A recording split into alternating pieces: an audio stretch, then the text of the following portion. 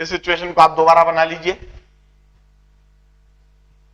My next article is non ideal solution with negative deviation of Raoult's law. कोई सा भी solution non ideally behave करेगा और उसका नेगेटिव डिविएशन होगा। नेगेटिव डिविएशन में हम देखेंगे सारी चीज कम हो जा रही है, सारी चीज नेगेटिव है। कैसे? कोई प्योर सॉल्वेंट ए और उस प्योर सॉल्वेंट ए में ए और ए के बीच में कुछ अट्रैक्टिव फोर्स जिसकी वजह से वहां पर इंटरमॉलिक्यूलर स्पेसिंग है 10 यूनिट्स। प्योर सॉल्वेंट बी में बी और बी के बीच में कुछ अट्रैक्टिव फोर्स है जिसकी वजह से इनके बीच में दूरी है 11 यूनिट्स। अब कुछ ऐसी सिचुएशन बन जाए कि ए और बी के बीच में प्रेम कुछ ज्यादा ही हो, दोनों एक दूसरे के कुछ ज्यादा ही करीब आ जाएं, दोनों के बीच में अट्रैक्टिव फोर्स कुछ अधिक ही हो। ए और ए के बीच में उतना नहीं था, बी और बी के बीच में उतना अधिक नहीं था, मगर ए और बी के बीच में अट्रैक्टिव फोर्स बहुत ज्यादा है। इस वजह से ए के बीच की दूरी 10 यूनिट्स थी, बी के बीच की दूरी 11 यूनिट्स थी, मगर ए और बी के बीच की दूरी घट के रह गई 8 यूनिट्स।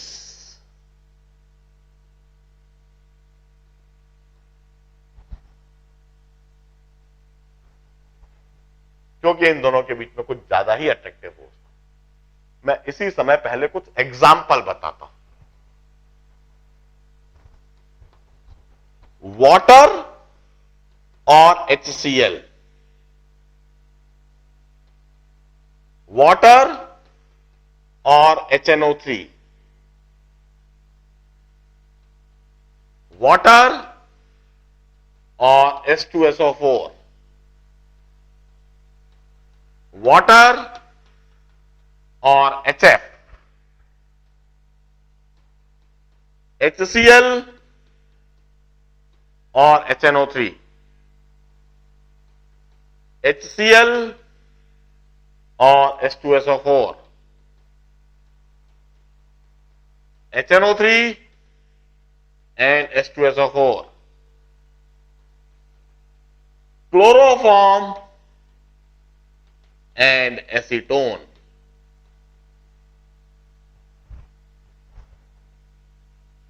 क्लोरोफॉर्म और एसीटोन तो हमने डिस्कस भी करे हैं पहले की क्लास में। भाई क्लोरोफॉर्म के बीच में उतना अट्रैक्टिव फोर्स नहीं है, एसीटोन के बीच में उतना अट्रैक्टिव फोर्स नहीं है, मगर क्लोरोफॉर्म और एसीटोन को मिला दिया जाए तो दोनों के बीच में अट्रैक्टिव फोर्स अच्छा खासा है। क्लोरोफॉर्म का हाइड्रोजन एसीटोन के ऑक्सीजन के साथ में एक बॉन्डिंग बना लेता है और दोनों एक दूसरे के कुछ ज्यादा ही करीब आ जाते हैं। वाटर और HCl, वाटर के बीच की हाइड्रोजन बॉन्डिंग है, अच्छी खासी है, मगर वाटर और HCl के बीच में हाइड्रोजन बॉन्डिंग कुछ ज्यादा ही स्ट्रांग है। वाटर और HNO3, वाटर और HF, वाटर और H2SO4, वाटर अधिकतर एसिड्स के साथ में, एसिड्स के साथ में उसकी हाइड्रोजन बॉन्डिंग और भी ज्यादा स्ट्रांग हो जाती है। इसीलिए एसिड्स से HCl को डिहाइड्रेट करना, HNO3 को डिहाइड्रेट करना, H2SO4 को डिहाइड्रेट करना बहुत मुश्किल होता है। इन्हें आसानी से डिहाइड्रेट नहीं कर सकते, इनसे आप पानी को बाहर अलग नहीं निकाल सकते क्योंकि ये पानी के साथ बड़े टाइटली जुड़े हुए होते हैं, पानी को बिल्कुल चिपका के अपने पास रखते हैं। HCl और HNO3 एक्वारीजिया, ये सॉल्यूशन बन जाए तो फिर HCl और HNO3 को अलग आप नहीं कर सकते क्योंकि दोनों के बीच में अट्रैक्टिव फोर्स बहुत ज्यादा है। ऐसे सॉल्वेंट जब मिल जाते हैं तो इनके बीच में इंटरमॉलिक्यूलर स्पेसिंग कम हो जाती है, वॉइड्स कम हो जाती है। ऐसी स्थिति में 10 ml यदि हमने ए के लिए, 10 ml यदि हमने बी के लिए, तो मिलकर वह बन जाते हैं 19 ml। Final volume is less than initial total volume. Delta V of mixing is less than 0। delta V of mixing is negative value. There is the change in volume during mixing. Final volume would be less than the initial total volume. Delta H is delta E plus P delta V. Delta E is 0. क्योंकि मिलाने पर किसी तरह का कोई temperature change तो हुआ नहीं, मिलाने पर किसी तरह का कोई टेम्परेचर चेंज नहीं हुआ, इसलिए change in internal energy 0. Delta we of mixing negative हो गई है, लेस देन 0 हो गई है, इसलिए change in enthalpy during mixing delta H during mixing is less than 0 और delta H during mixing is negative value. अब इस केस में क्या होगा जरा देखिए. वैसे तो ए नॉर्मली बिहेव करेगा,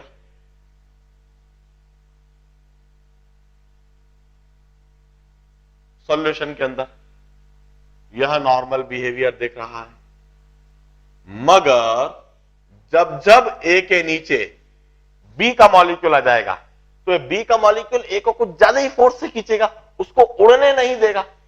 इस वजह से यह ए के मॉलिक्यूल की अब उड़ने की टेंडेंसी कम हो जाएगी.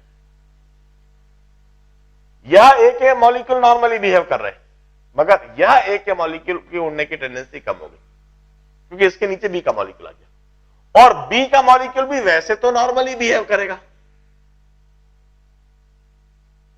मगर जब जब बी के मॉलिक्यूल के नीचे ए का मॉलिक्यूल आ जाए तो यह बी के मॉलिक्यूल की भी उड़ने की टेंडेंसी कम हो जाएगी, क्योंकि यह ए का मॉलिक्यूल उसको कुछ ज्यादा ही फोर्स से खींचेगा. अब ऐसी कंडीशन में राउल्स लॉ के हिसाब से पीए होना चाहिए पीए नॉट एक्स ए, मगर वो अब हो जाएगा alpha PA not x A. PB होना चाहिए पीबी नॉट एक्स बी, मगर वो हो जाएगा beta PB not x B. अब इस जगह पर हम क्या देखेंगे, अल्फा की वैल्यू भी लेस देन 1 है, बीटा की वैल्यू भी लेस देन 1 है. Alpha and beta are activity coefficient.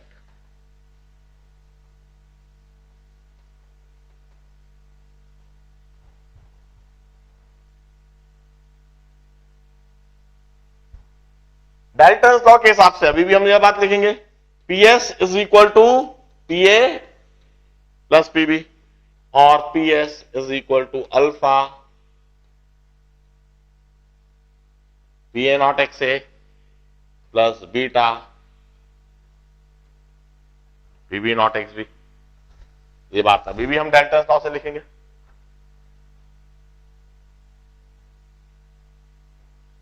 Such a solution we call them non-ideal solution with negative deviation of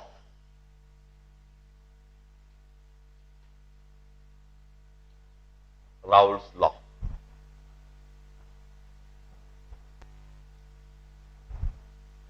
Such a solution we call them non-ideal solution with negative deviation of Raoult's law. In solution के लिए once again यदि मैं Raoult's law का graph बनाऊं, vapour pressure versus मोल fractions के graph बनाऊं, तो ideally इस ग्राफ को ऐसा स्ट्रेट लाइन आना चाहिए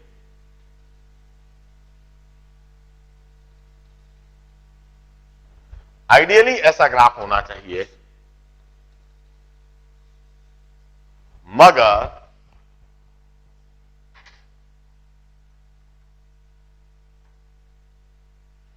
यह ग्राफ ऐसा दिखने के बजाय पीए भी कम हो जाता है, स्ट्रेट लाइन से कम हो रहा है, पीबी भी कम हो जाता है, इस तरह से कर्व बन जाता है, और टोटल वेपर प्रेशर भी इस तरह से कम हो जाता है.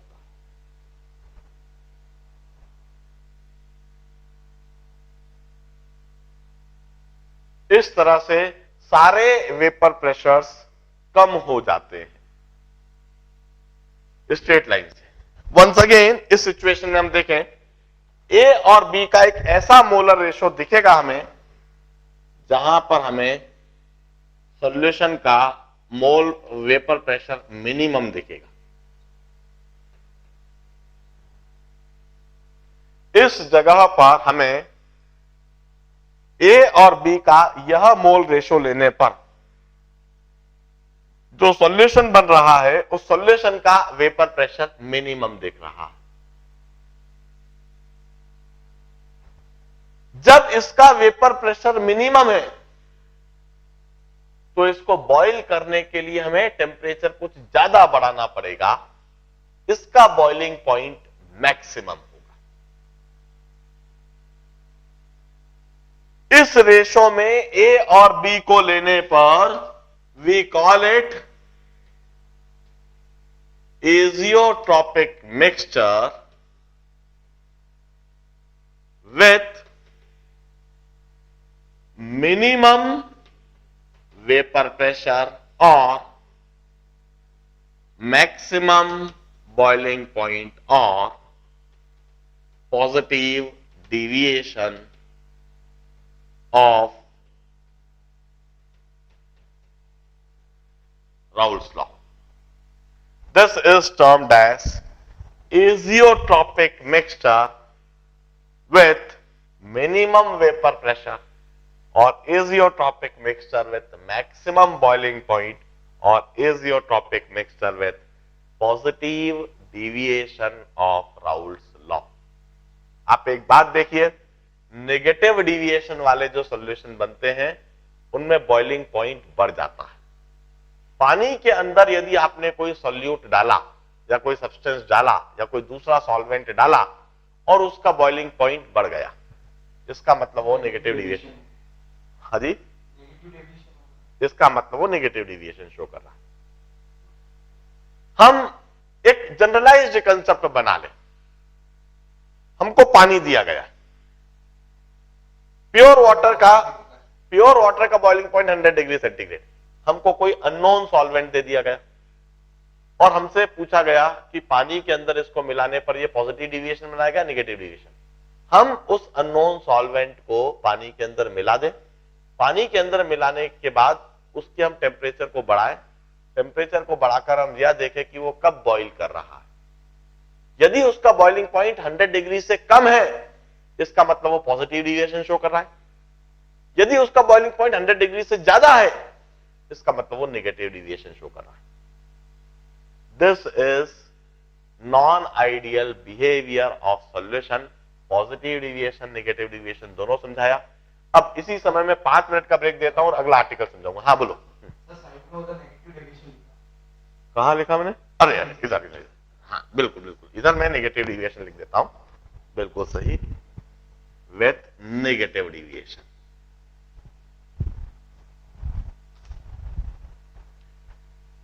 ये बात हम समझ जाएं कि पॉजिटिव डिविएशन और नेगेटिव डिविएशन को आइडेंटिफाई करने के लिए उसका बॉइलिंग पॉइंट नोट करना है। ये नेगेटिव डिविएशन से करेक्ट कर लीजिए प्लीज। मैं 5 मिनट का ब्रेक देता हूं, इसके बाद मुझको इमिसिबल लिक्विड्स के बारे में बताना है, मैं वह कंटिन्यू करूंगा। ठीक है, इसके बाद नोट डाउन कर लो इसको। नंबर 202। Yes sir. हाँ, नाउ लेट्स कंटिन्यू।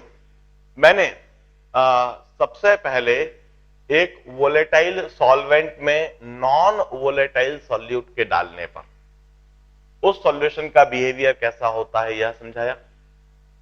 मैंने यह समझाया कि नॉन वोलेटाइल सॉल्यूट डालने से वेपर प्रेशर कम हो जाता है, लोअरिंग वेपर प्रेशर हो जाता है, रिलेटिव लोअरिंग वेपर प्रेशर, वो सारी टर्म मैंने इंट्रोड्यूस कर दी थी, कल के लेक्चर तक वो समझा चुका।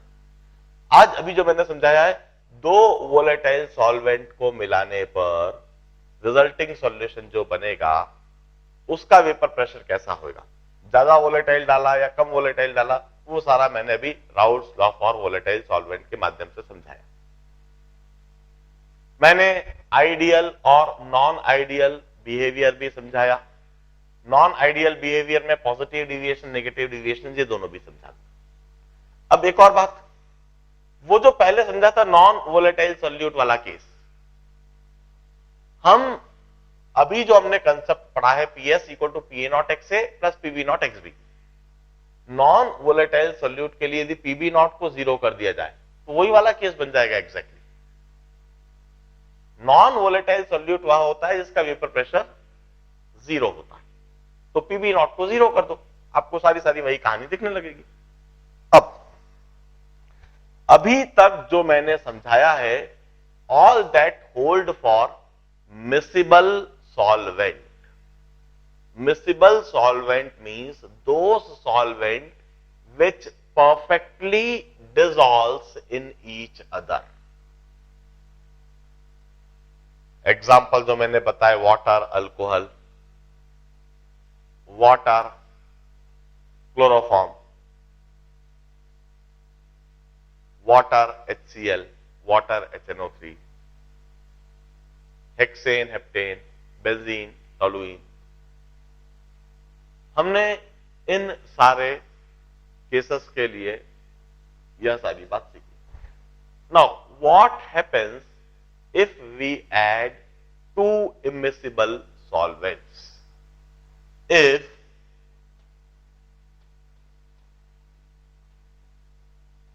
perfectly immiscible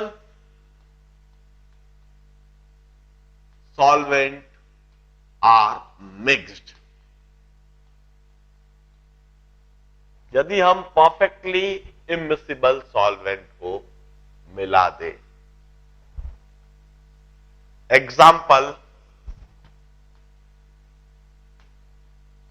water with chlorobenzene.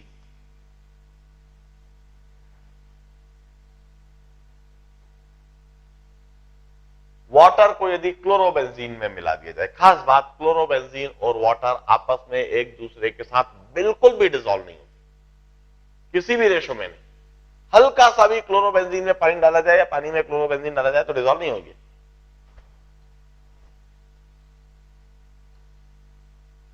यह है वाटर,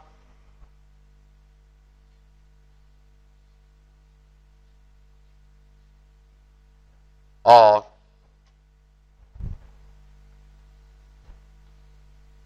यह है क्लोरोबेंजीन।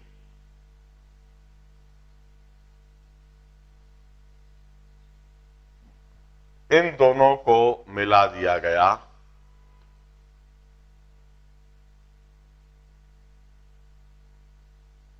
वो बिल्कुल भी डिसॉल्व नहीं होंगे, they would form a separate layer.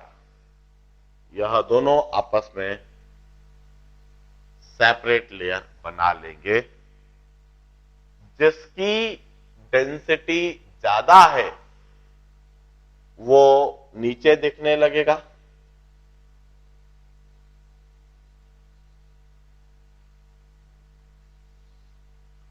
और जिसकी डेंसिटी कम है वह ऊपर दिखने लगेगा।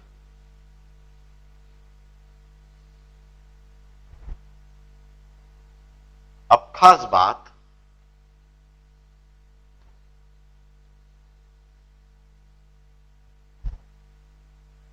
Pure A, this is solvent ए।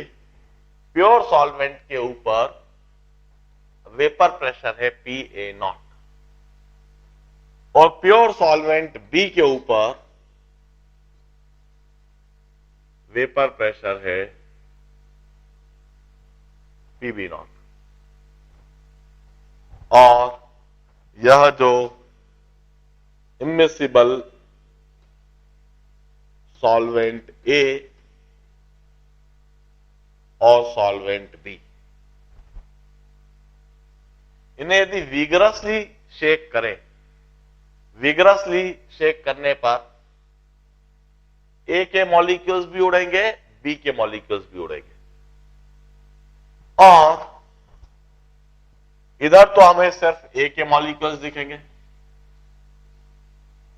इधर हमें सिर्फ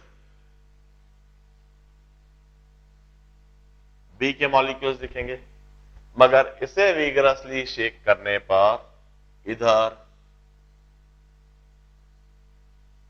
ए के मॉलिक्यूल्स भी होंगे और इधर बी के मॉलिक्यूल्स भी वेपर फेस में होंगे। और खास बात इस केस में इधर ए का वेपर प्रेशर PA0 ही रहेगा और बी का वेपर प्रेशर PB0 ही रहेगा। हम कहेंगे जहां से ए उड़ रहा है वहां पर ए का मोल फ्रैक्शन 1 है, इसलिए PA would be equal to PA0। और जहां से बी उड़ रहा है वहां पर भी बी का मोल फ्रैक्शन 1 है, इसलिए वेपर प्रेशर PB0। अल्टीमेटली इसके ऊपर जो वेपर प्रेशर डेवलप हो जाएगा, total vapour pressure, total vapour pressure जो डेवलप हो जाएगा, that would be PA0 plus PB0।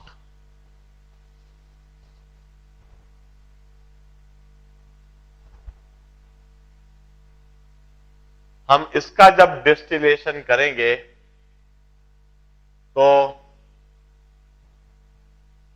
ए के Na मोल्स उड़ेंगे और बी के Nb मोल्स उड़ेंगे और हम डाल्टन्स लॉ से कह सकेंगे PA0 upon PB0 is equal to Na upon Nb।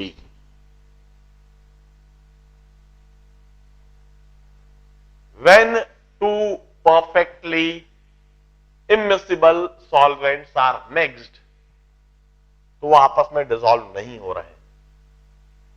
ए का जो भी कुछ वेपर प्रेशर प्योर कंडीशन में है PA0, वहां मिक्सचर में भी दिखाई देगा। बी का जो भी कुछ वेपर प्रेशर प्योर कंडीशन में है वही मिक्सचर के ऊपर बी के मॉलिक्यूल्स भी दिखाई देंगे, उनका PB0 ही दिखाई देगा। दोनों सॉल्वेंट दो अलग अलग लेयर बना लेंगे और इसके ऊपर ये और भी दोनों के सॉल्वेंट के वेपर के मॉलिक्यूल्स Na मोल्स A के vapour molecules, Nb is moles of vapor molecules of B, and Na upon Nb is PA0 upon PB0। Total vapor pressure is PA0 plus PB0।